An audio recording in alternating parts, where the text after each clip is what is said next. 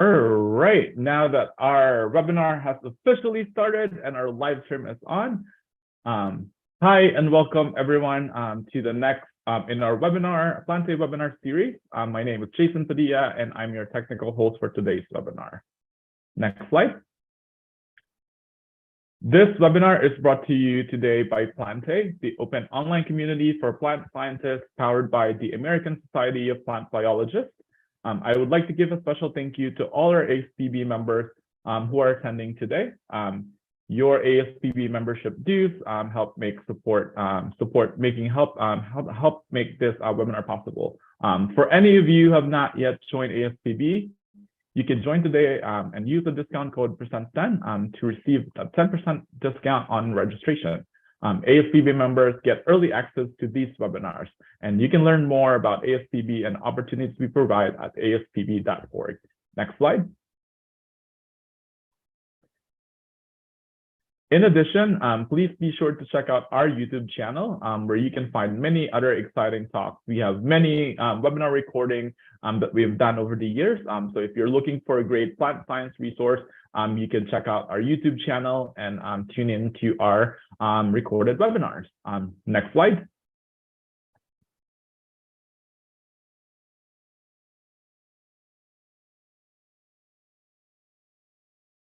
Before we get it didn't change for me. There you go. Before we get started, I'd like to go over a few housekeeping items to make sure you get the most out of attending today's webinar. If you are experiencing technical issues, please let us know about those using the chat box or by emailing me at jpadilla@aspb.org. If you have questions for our guest speakers, please add them to the Zoom Q&A section, and our moderators will be sharing them with our presenters. If you have trouble connecting or need to leave the webinar early, know that a recording of this webinar will be again made available on our YouTube channel. Be sure to follow our YouTube channel to receive notification when new content is posted. All right, now I'm going to turn it over to our moderators for today's webinar who will facilitate today's session. Take it away, Laura and Kumanan. Thank you, Jason. Happy Pride to everyone who believes in inclusivity, equality, and freedom of expression. I'm Kumanan, one of the Plantae Fellows of the 2023 cohort. Today, Laura and I have the privilege of moderating this webinar dedicated to the LGBTQ+ members in this STEM in conjunction with Pride Month. Also, I want to express my heartfelt appreciation to the speakers who have graciously accepted to be part of this webinar. Their willingness to share their personal experiences is truly admirable and will serve as a valuable guide for younger, aspiring early career members of the STEM community. Before we dive into the topic, let me introduce the flow of the webinar and our esteemed speakers. First, I will introduce our speakers, followed by a short presentation from Laura, providing an overview of sexual minorities in STEM. Next, we will have a panel discussion with 5 passionate speakers who have chosen to pursue careers in STEM. There are 4 subtopics which will give a glimpse of how the members of the LGBTQ+ have overcome the struggles in STEM and are still able to continue their journey despite the inherent struggle, rejections, and discrimination. Most importantly, we do have a Q&A session. Therefore, please drop your questions in the chat box. Now, let me proceed with introducing our speakers for today.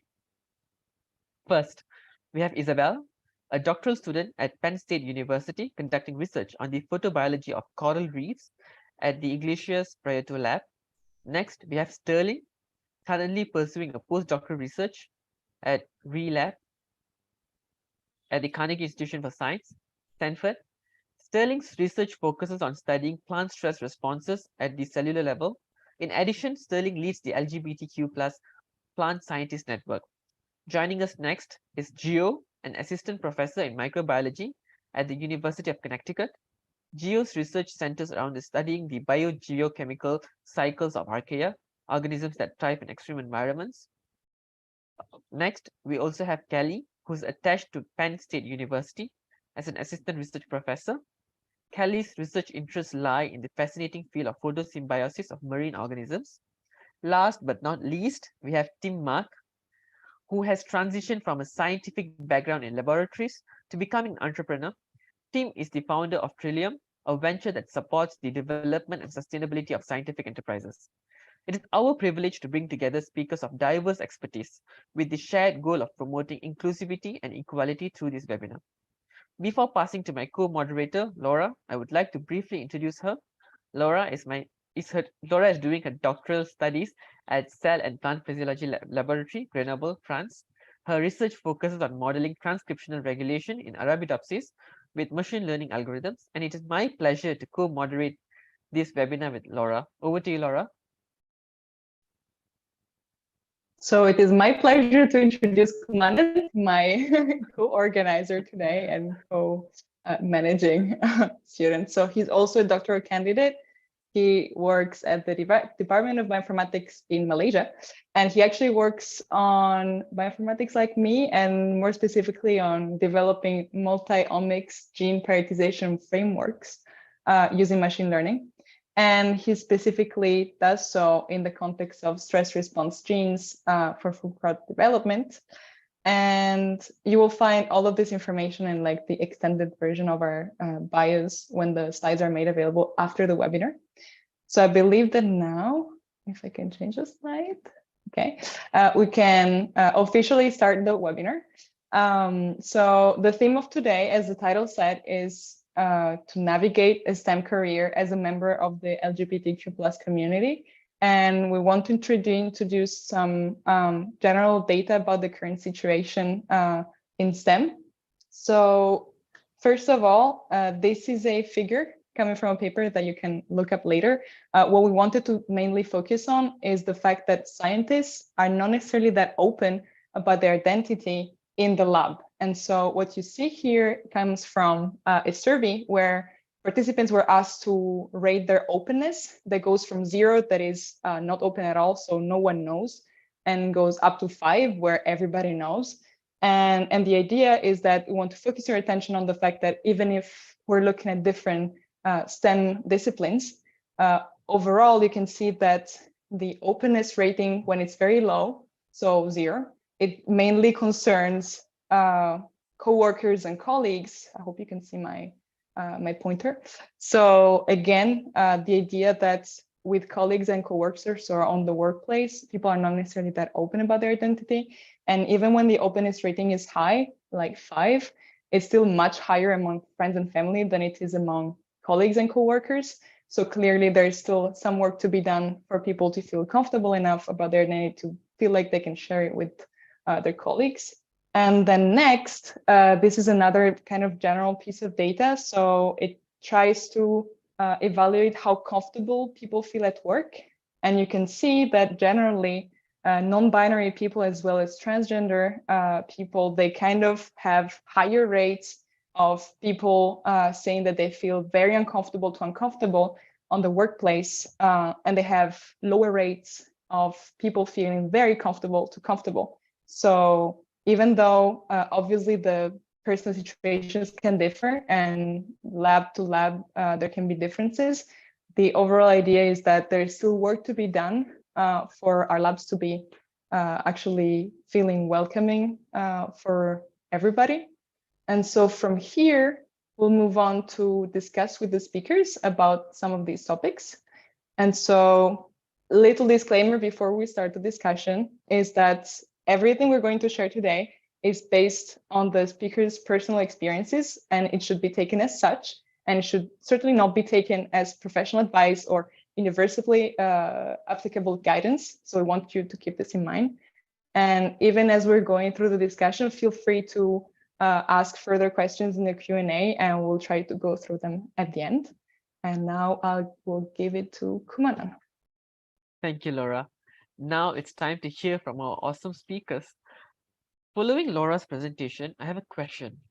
When it comes to your sexuality, do you think it's important to let your friends or colleagues know, or is it even necessary in the first place? Anyone can go first. Well, I can comment on that. So in my own experience, yes, it is important. It was key, and it contributed to my self-acceptance. everyone's journey is unique, so it is important that we prioritize first our safety and our well-being and comfort when we decide to disclose this identity, right?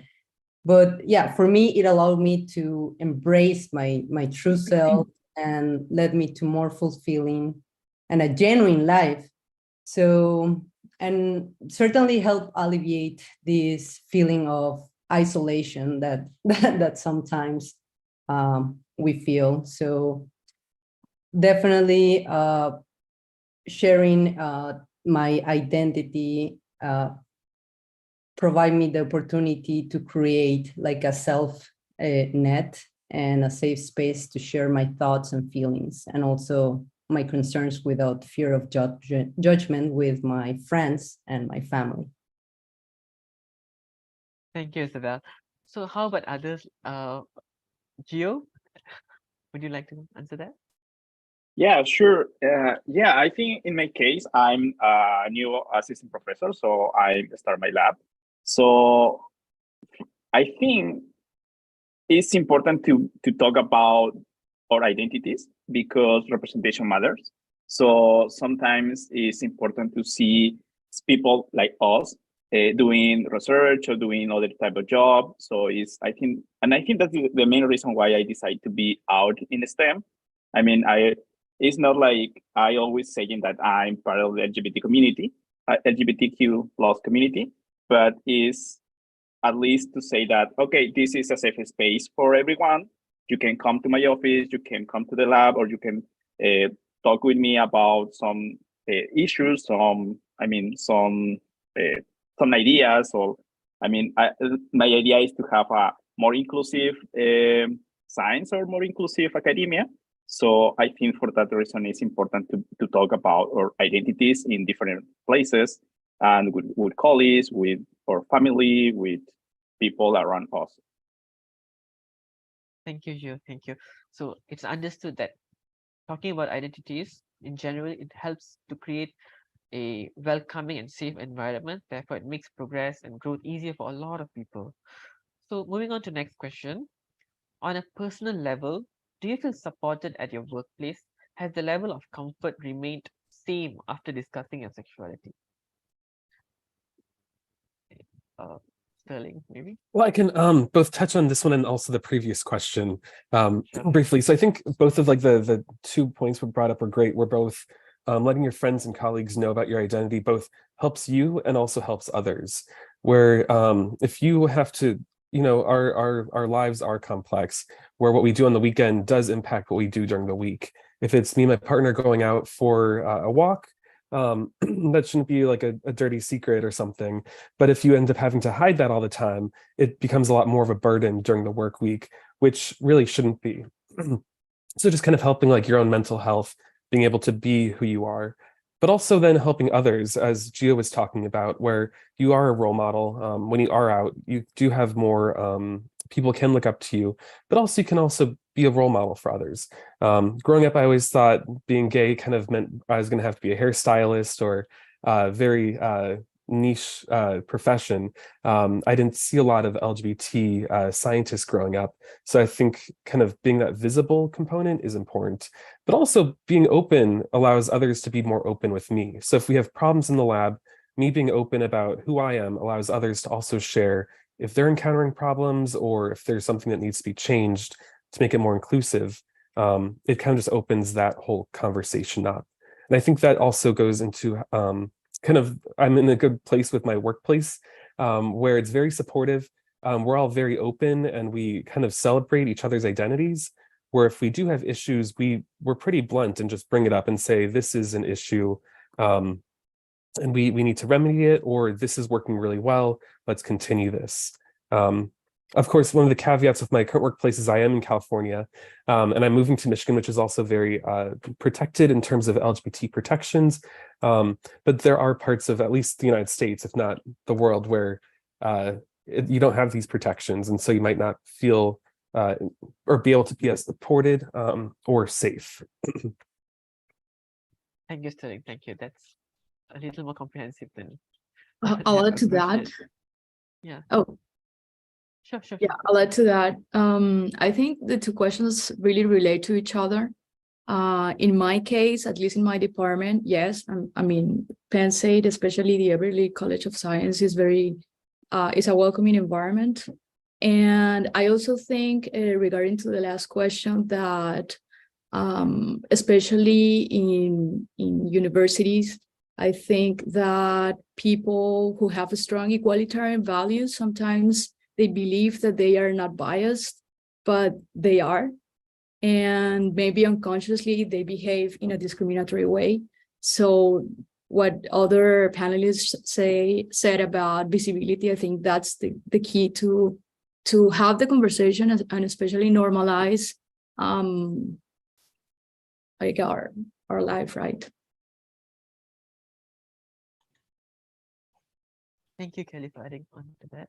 And Tim, with your diverse background in corporate, scientific, and academic environments, where do you find the most comfort? And do you notice varying levels of support depending on the workplace? Tim? Yeah, I think definitely. I think I just want to add on to all these workplaces, right? I mean, I've been in the industry. It's a bit different than academia too. I mean, because a lot of companies have this kind of diversity and inclusion efforts, and they try to include all this LGBTQ and be inclusive. And I think it's very supportive in the company, especially also in Europe. So I'm based in Europe. And I think for myself, because I grew up in Malaysia, I think going back to the first question, I think that is can be quite tricky sometimes. I think depends on who do you talk to, and you have to just have a feeling of it. My policy is always don't ask, don't tell policy, right? Back in Malaysia. I mean, if they don't ask, I will not tell anything. But if they ask, I will just tell it. And then if they can accept it, so be it. But if not, then just brush it away. I think that really depends on how we manage the kind of expectation in the workplace, also in general life. But one thing I wanted to highlight also for the first question here, because you mentioned friends or colleagues, but I guess families also very much matters in this case, right? I mean, probably also family come first before friends, and also colleagues probably comes the last, right? For example. So I think from in my opinion, I think family probably the most important part to know who I am, for example, and then comes from friends, and then in the end colleagues in this case. And of course, I know I'm just saying that in terms of workplace wise, I can see a big difference between in Europe and also in back home in Malaysia. So there's a big difference in terms of support. Thank you, Tim. That was really good to bring in family into this.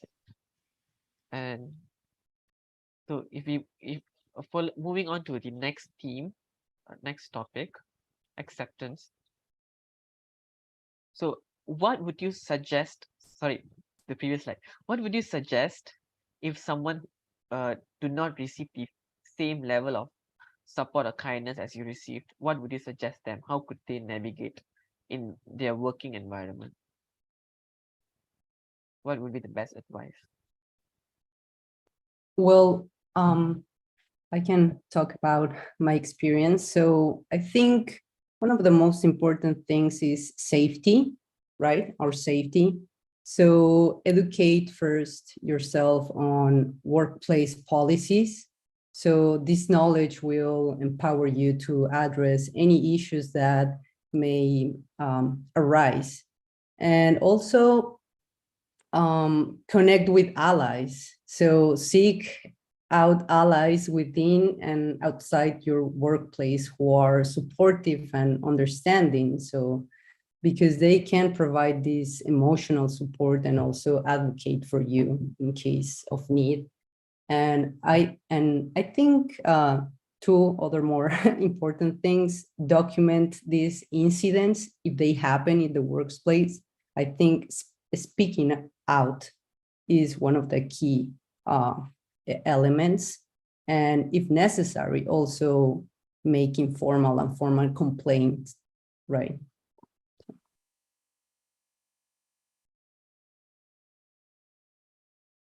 Anything more to add on?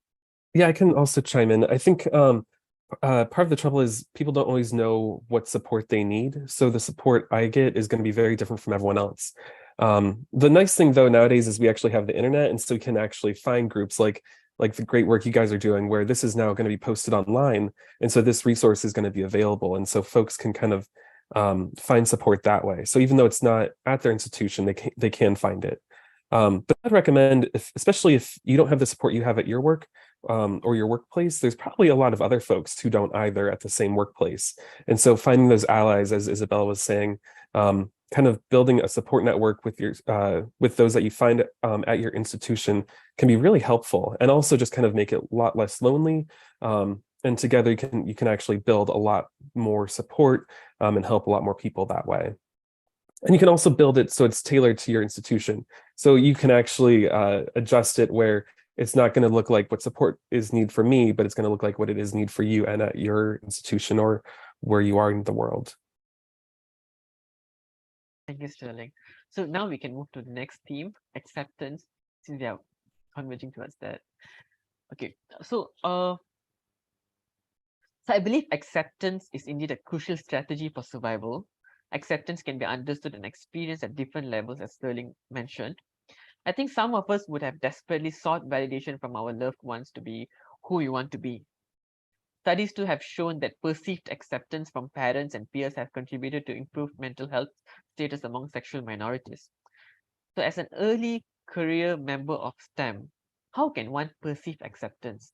Otherwise, how can they manage their expectations in regards to acceptance?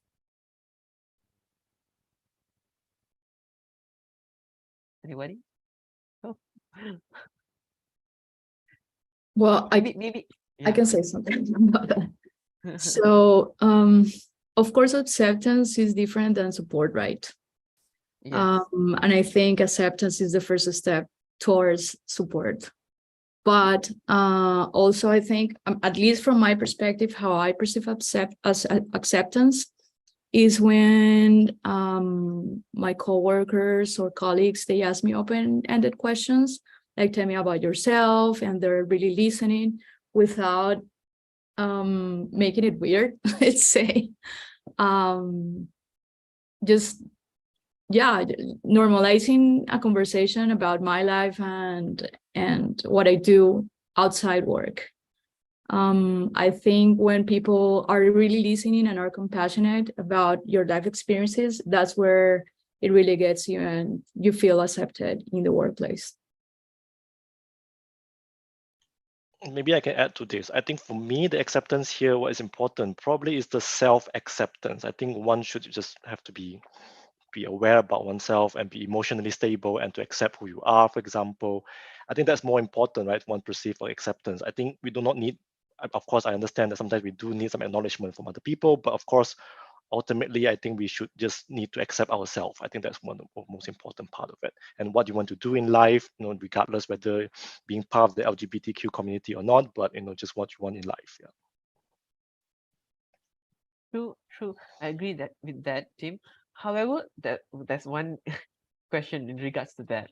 So in order for one to go towards self-acceptance, I think it's a process rather than it doesn't come to their mind as the first option when it comes to self-acceptance. It takes a lot of process and it needs some nourishment for one to think that way. So what was your process? How did you manage yourself to go towards self-acceptance?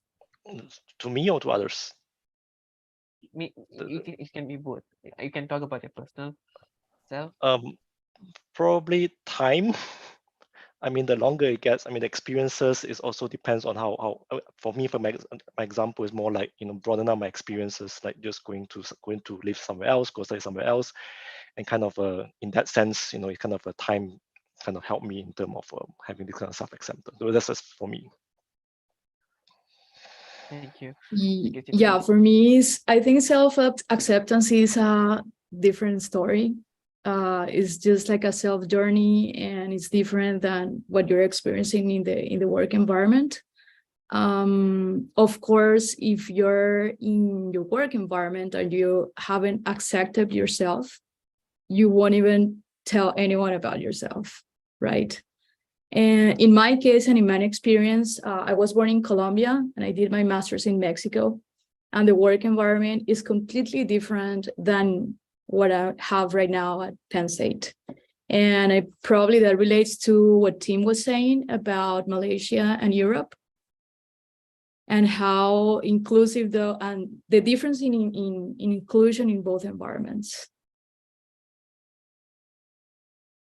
I can also even test just within the United States. So when I was in the South, it was acceptance, even though we did have some non-discrimination policies, there was a different attitude of how the labs are run, as well as the general atmosphere off campus. And that did kind of trickle in, where out here in California, it's a lot more open.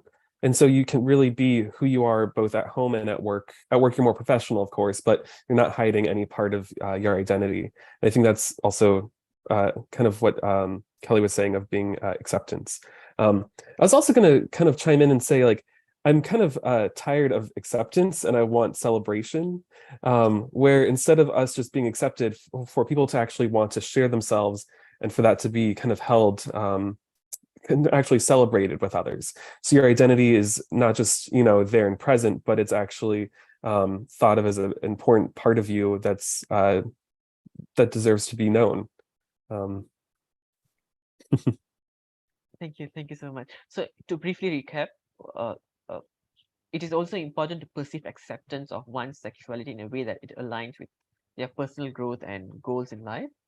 So in order to move towards self-acceptance, one could seek out supportive communities in order to manage their expectations and also navigate as an early career member in STEM. Meanwhile, not forgetting the challenges in science itself, it can indeed be a solitary endeavor, requiring long hours or in the lab and training our minds to explore various possibilities. However, this process of over-analyzing can sometimes lead to the consequences of overthinking, resulting in self-doubt, imposter syndrome, or fear of missing out. So considering the nature of STEM careers, do you think a career in STEM can complicate your journey to self-acceptance? Gio, would you like to take this? That is a very good question, and I think is from my perspective is in the opposite side. I mean, like, we are people doing science, and we know science sometimes is a little difficult, but if we are worried or we don't feel safe in the environment, in the lab or classroom or workplace, I think that science will be more difficult. So I think yeah, so I think self-acceptance and also finding resources is a good way to survive in science. And I say survive because it's like, I always say like, it's like different, when you are doing science or doing some research or something, usually you have these times when you are happy and sad about your results, about your research. So finding this other, let's say, network or support outside of your lab is also important, because or you can have different perspective, not only about the science, but also about a different challenge in your life or something like that. Because again, we are people with different identities doing science or doing research or activities. So it's always difficult to do that. So looking for support is very important to be safe and happy in the labs or workplaces. Thank you, Gio. Thank you. So anybody else would like to add, like, considering the nature of STEM itself, it requires us to think a lot, process information more than a general, more than other type of work. So considering the nature of STEM, how do you think it's challenging for one to accept themselves and the process? So, Isabel, would you like to share with us? Well, yeah. So I had a couple of experience. So I am in STEM, like doing a PhD in biology, but I also work in the industry for a couple of years in Mexico, and it was very different. So in Mexico, like a lot of these social customs come with, well, they are very tied to religious roots. So it is not the most welcoming environment for LGBTQ plus community. So when I worked there, it meant that I had to go back into the closet every day or keep, my sexual orientation or my identity as a secret. And that definitely felt like a setback.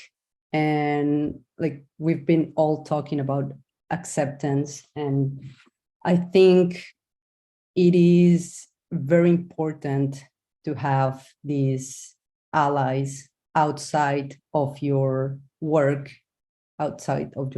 environment, because those are the people that are going to, support yourself when you don't have that in the workplace. Thank you, Isabel.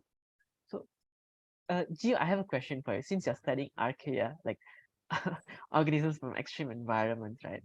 I think being a biologist, we have the opportunity to observe how organisms thrive and adapt to new environments or harsh environments.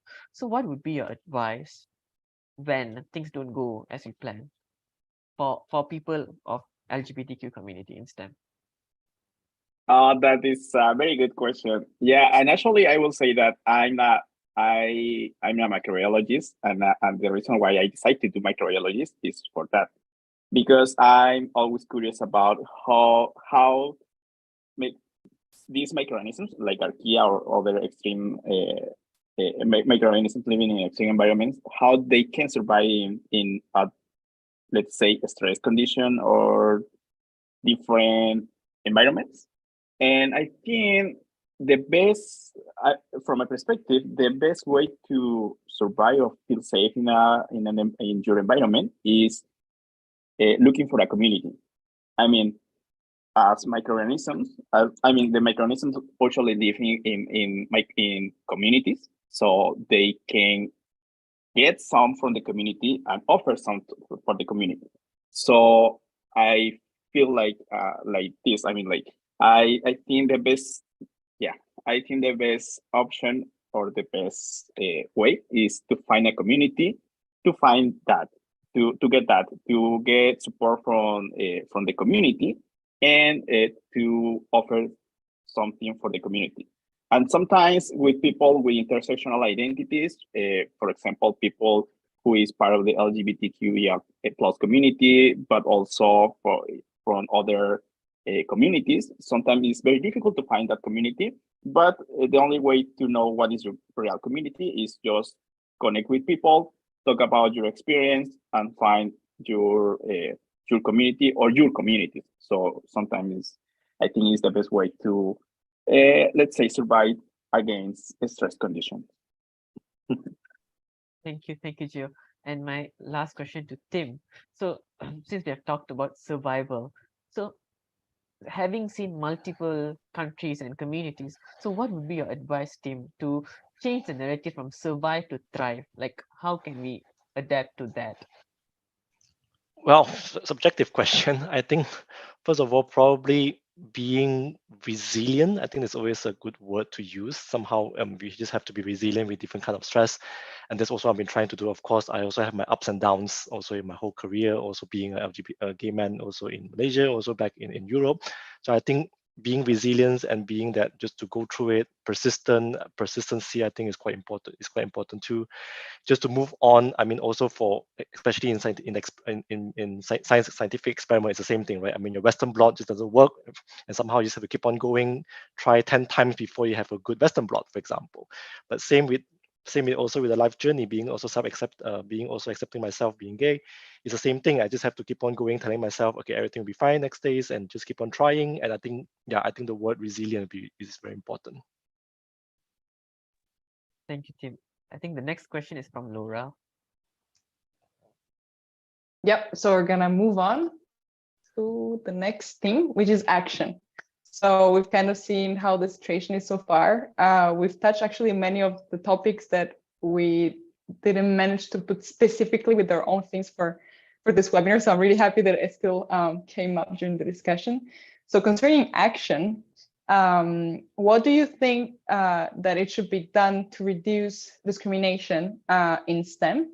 It can be practical examples. It can be I don't know, things that you've seen directly in your experience that you think it's great and that everybody should be doing it, and just any ideas coming up.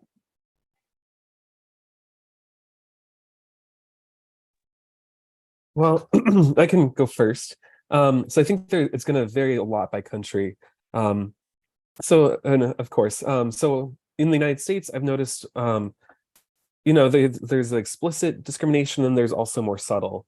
And so like outright homophobia is pretty out of fashion, luckily, but there are, subtle slurs or other things being mentioned. There's also like a lot of trouble when it comes to like financial and support for students as they get through the process. And so it becomes a very leaky pipeline where if a student comes out and they're an undergrad and their family doesn't accept them, they suddenly don't have financial support or emotional support from their family while they're trying to complete their study. And so then they have to work a job or start seeing mental health professionals, get a lot more support that other folks wouldn't. And then ultimately their grades end up suffering. And then without good grades, it's hard to get into grad school and kind of stay in this career. And so I think in the United States, at least, there's going to be a big component of more financial and emotional support for students to help kind of prevent long-term discrimination. Even though it's maybe not as explicit, it's still targeting LGBT folks. And also like kind of remembering that LGBT folks, they have multiple identities. They're not just all like me, a white guy who's gay. There's folks of all different sorts. And so kind of these different discriminations and including racism, ableism, all these other things kind of compound, and LGBT discrimination is just one more thing on top of it that can really kind of just impact people. Yeah, that sounds about right. Does anybody else want to share what they think that could and should be done to reduce discrimination in the lab, for example? I don't know, Kelly, you have your mic open, so. By mistake. No, I'm kidding. I would say call out people. I mean, sometimes we let comments just slip from people, we don't say anything.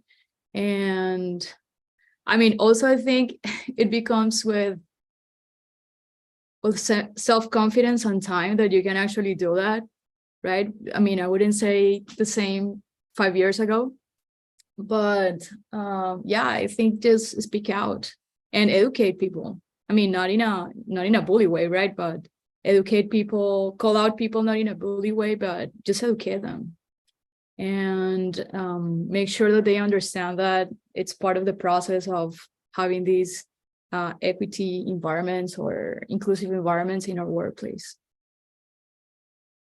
So I guess that may actually be linked to what we said before about like having a community, because if you say like maybe 5 years ago you would not have had the same self-confidence, so maybe someone who is at like your stage 5 years ago being able to talk to someone who's at your stage now can make it easier to call out the bad behaviors and improve the situation. Yeah, absolutely. Isabel, do you? Sorry, keep going. Yeah, absolutely. And I think I want to be that person that I wanted to contact, I don't know, 10 years ago, 15 years ago, or whatever. That anyone can just approach to me and have that support that they need in the lab or in the department, in the university, in the community overall. So Isabel, I don't know if you wanted to share something as well. Yeah, just briefly, I think this advancement of people from our community in STEM, I think one of the challenges is, the implementation, like the gap that is between the policy or that you have and the practical thing that you do day to day.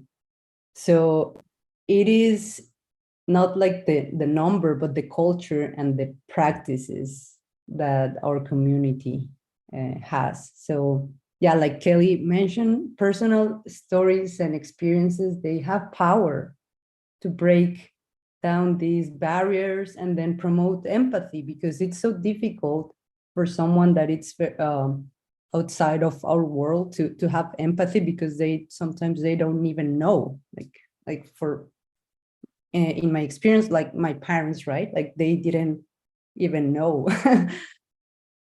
So yeah, talked and speaking up has power to foster a more inclusive society, definitely. Great, thanks for sharing. So moving to the next question, how can we make our labs more inclusive? So kind of more really, as you mentioned, like the day-to-day stuff. How can we make our own labs feel more like welcoming for everybody? If you have any practical ideas, short or long term, that's really up to you. So Gio or Tim, if you have ideas to share. Yeah, just a quick one from my side. I think for me, being inclusive also means having a safe space for everyone, right? And I think for me also, maybe we should encourage a lot of all these PIs, professors to make sure that it's a safe space for them to work in the labs. And I think that's kind of important, having them as allies or being a part of the LGBTQ community, just to make it as a safe space for everyone to come out and to be who they want in this kind of environment. And how would you do that, like in practice? Like, I don't know, what are ways that you can make it more inclusive, what are maybe like unconscious things that people do and that kind of make it feel like a little bit less inclusive, or like making you feel a bit like you have to kind of, I don't know, defend yourself or something. I think having an open communication with your PI or with the professors, I think that helps a lot, right? I mean, just to come out to your professors. I mean, I think that also helps. I mean, let's say if your professor is not really accepting it, there's really no point of staying in that group, basically, right? I mean, it's a wrong place to be. But I mean, most likely the professors will be, the PIs are normally quite open about this. So I think just have open communication with them, and then maybe just have some sort of awareness kind of event, kind of direction, or Pride Month, for example, right?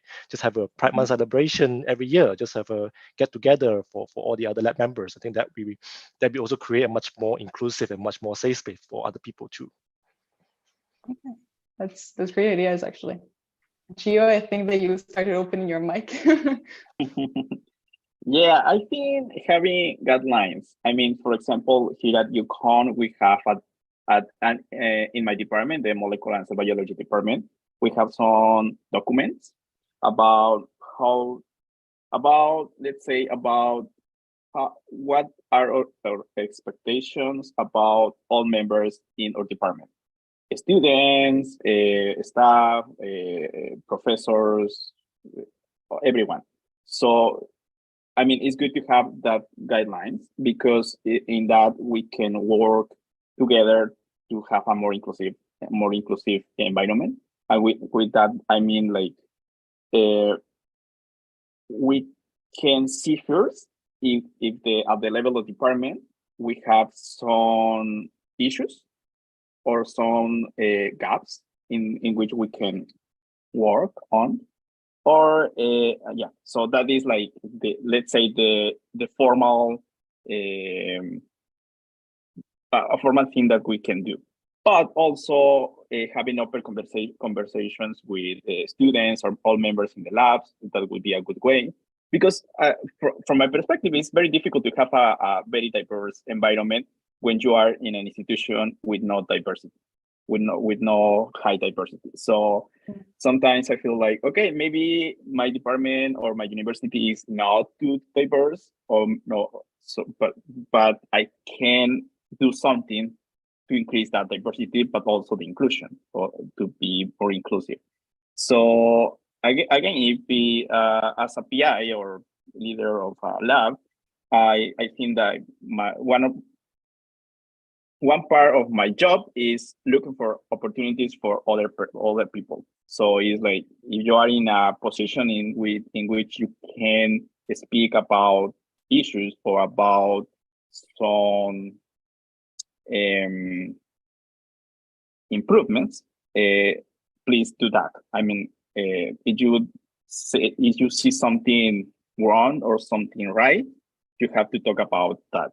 So in that way, we can increase the visibility of our community, but also the increase the visibility of some issues and some improvements in these workplaces. So I guess the fact that your department even has guidelines is kind of a good sign in terms of what Isabel mentioned before, like look up the places you want to go earlier, like kind of try to figure out what the situation is going to be. That is also going to help a lot, I guess. So also seeing if departments have or do not have these kinds of guidelines can be telling in that sense. Yeah, exactly. And I would like to say that when I was looking for a job, something that I take in consideration was that, I mean, like, apply for jobs where I know that people is doing something for having a more inclusive academia or system. So, and yeah, this department, I think many other institutions, they have these guidelines or resources, internal resources for people inside of that institution. And if your institution doesn't have those documents, maybe there is something to do. Mm-hmm. So yeah, this brings me to kind of, okay, so how can we make our labs more inclusive? Meaning, for example, if you happen to be at an institution that does not necessarily have that kind of like guidelines or whatever already in place. So what if people can actually do something and how to do so? I believe Sterling, maybe you have some ideas on this. I was going to say also if Isabella wants to go first, and then I'll chime in. Oh no, you go first. Okay. I was going to say, so a lot of the PIs do have a lot of power in the lab, and so if your institution doesn't have it, at least the lab could have something written into the expected guidelines. So you have both the research, but then also expectations for how the team members interact with each other. And then you can also kind of include, it's always just nice to have like a rainbow sticker or something where it's visibly known that like it's a safe area to be in. But I think, and that's kind of like the easy part is like kind of having a statement in your documentation and like a rainbow sticker, but actually like fostering that community, as Gio was saying, is kind of the difficult part, and the kind of what you really want to do is foster that community of kind of caring and compassion for each other, but also kind of just being very open. And if you do encounter a problem, bring it up, and then being receptive to folks who maybe don't have different issues than you do. So always being kind of open to these new problems that I might not encounter, but I can at least help someone else if they are. Thank you for sharing that. And yeah, Isabel, please, please share.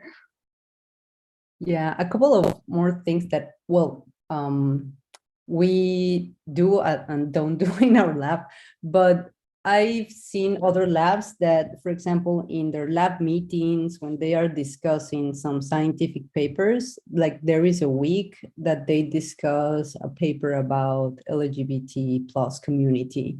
So that I think it's very helpful to open up the dialogue and to talk about it, because sometimes people are not very comfortable about like talking about their identity. So I think that is a good like opener.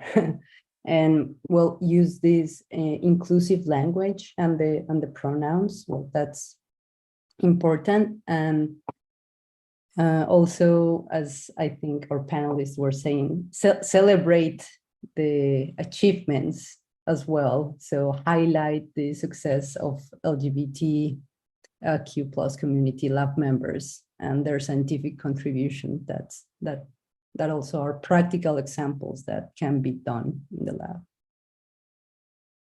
Yeah, these are actually very good examples and very good ideas that are really easy actually to put in place, especially again if you find yourself in a place where it's not necessarily already in place or like nobody else is doing it, but yeah, you can still be the one who starts doing it within their lab, and hopefully people will understand that it will have their labs as well.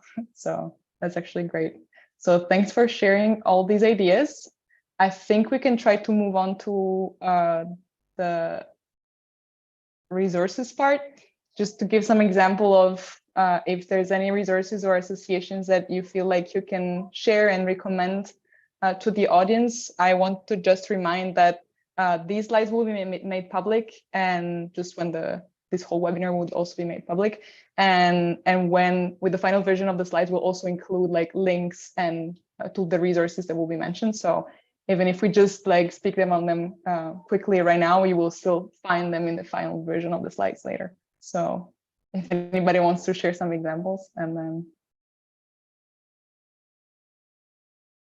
I can share. So the LGBT Plant Scientist Network, we're on Twitter, as well as we have a blog series on Plantae from last year, as well as a few from years before. And so we have discussions of both from people's experiences in STEM, as well as some information on discrimination against LGBT folks, and then other resources available on Plantae as well. And then another great two resources are OSTEM, which is out in science, technology, engineering, and math, and then Out to Innovate. Both are LGBT organizations in the United States focused solely for LGBT folks in STEM. And they both have yearly conferences as well, which could be a great way for people to connect with the larger community.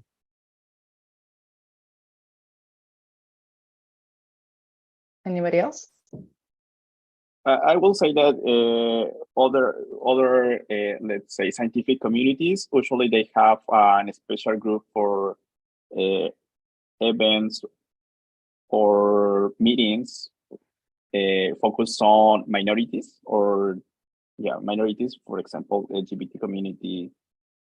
LGBTQ plus community.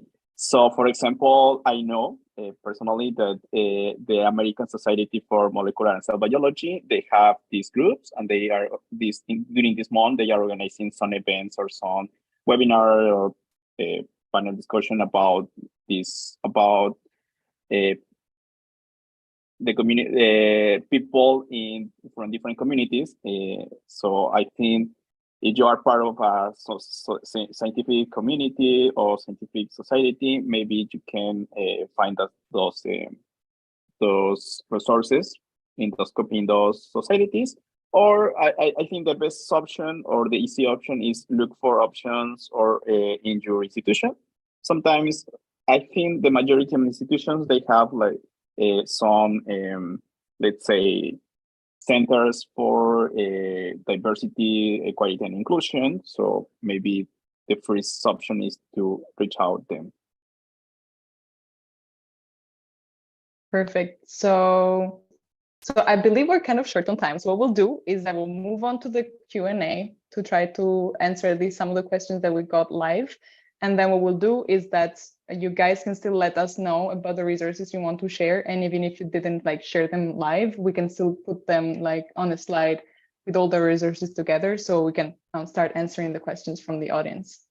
So, sorry if I change the slide. Okay, so now it's time for a Q&A session. I've actually seen that we have some nice questions coming from the audience. So thanks to all the participants for actually participating actively to the discussion. So I'll take the first one that was mentioned, even though it contains multiple questions. So we'll see how many we can answer. And again, before we make the slides public with the resources, we'll also take the time to answer all the questions that we didn't manage to answer live. So like if you look them up later, you can still find answers to your questions, even if we didn't manage to address them directly. So first question from Joanna is specifically about science conferences. Very good topic. Are there actions or activities that could make you feel supported? So for example, LGBTQ plus with or without allies meetups or affinity groups, or options to indicate LGBTQ plus or ally on your name tag, rainbow stickers that were also mentioned before, and maybe other ideas. I don't know if you guys have, experienced any conferences where any of these things were being done, or if you ever felt like, well, more could be done at conferences from this point of view. I actually went to the aquatic sciences meeting a couple of weeks ago, and it was my first time in that type of conference. I usually go to more coral reef specific conferences, and it blew my mind that they had a complete session about equality and inclusion in STEM. And it was a full day. talking about that, all the organizations that branch from Oslo. And I mean, some are as new as 6 months, but others are 20, they have been going on for 20 years already.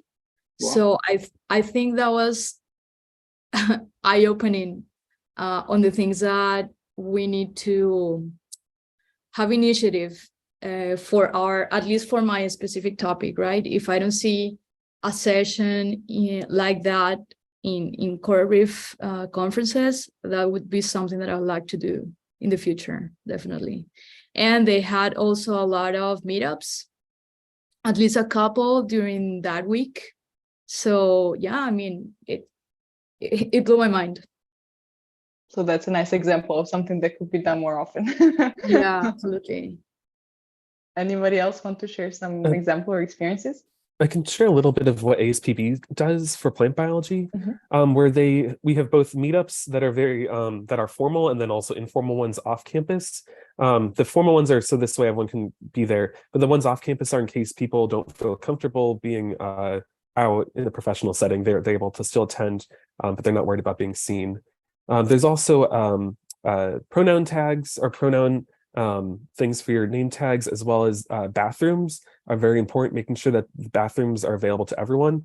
So basically making sure you have gender neutral bathrooms available as you would all the rest. I think those are the main things. And also like DEI trainings and DEI events are like amazing as well. Okay, thanks. Maybe I can let Kumanan take over the rest of the questions. Okay, maybe one last question before wrapping up. It's a very interesting question and an important question from Lazier. How to handle non-acceptance for trans and non-binary people? Ways to enhance acceptance for trans and non-binary community. I think that's an important aspect of the LGBTQ people, like acceptance to the trans and non-binary, because they're part of the minority community. So who would like to go for this? Anybody?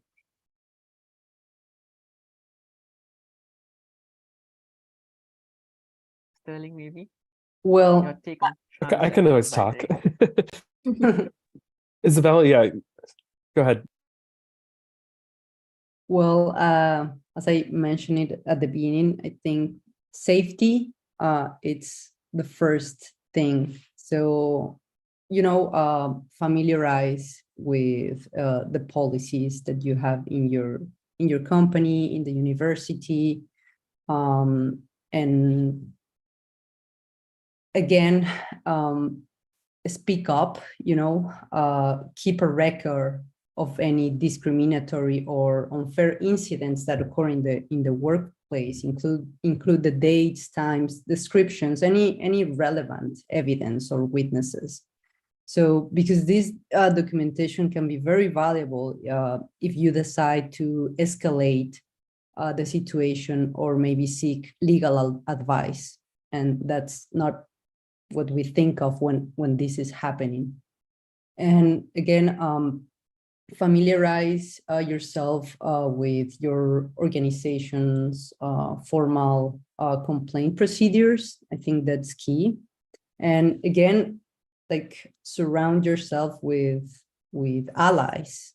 Definitely, that's important. So you won't be alone in this process that it's hard and challenging. Thank you, Isabel. So to wrap up, I can briefly recap is that the purpose of this webinar is to bring the narrative that creating a safe space is a necessity for everybody, especially being part of the LGBT community. It is very important to find your own community, find your own safe space in order to navigate in STEM. I think that's what we can conclude from this conversation. I think I can pass it to Jason. Yeah, I just want to briefly thank everyone for joining today. This has been, again, yet another insightful and informative webinar, and I hope that you found everything that's shared in this webinar really helpful. And as Sterling and everyone else mentioned, like this is recorded and will be a great resources. So if any of you encounter or know someone who might be looking for additional resources on how to navigate the STEM kind of space as an LGBTQ plus member community, but also just how to be a better ally and a better human being, don't definitely hesitate to share these resources once it's up. But otherwise, I want to thank again our amazing speakers and our moderator for joining us today. And otherwise, I hope you all have a great weekend, and I hope we will see you at our next webinar. Again, we'll post the recording and all the follow-up resources and updated presentation very, very soon. Thank you all again, and I hope you have a great weekend, and we'll see you next month. Bye, everyone.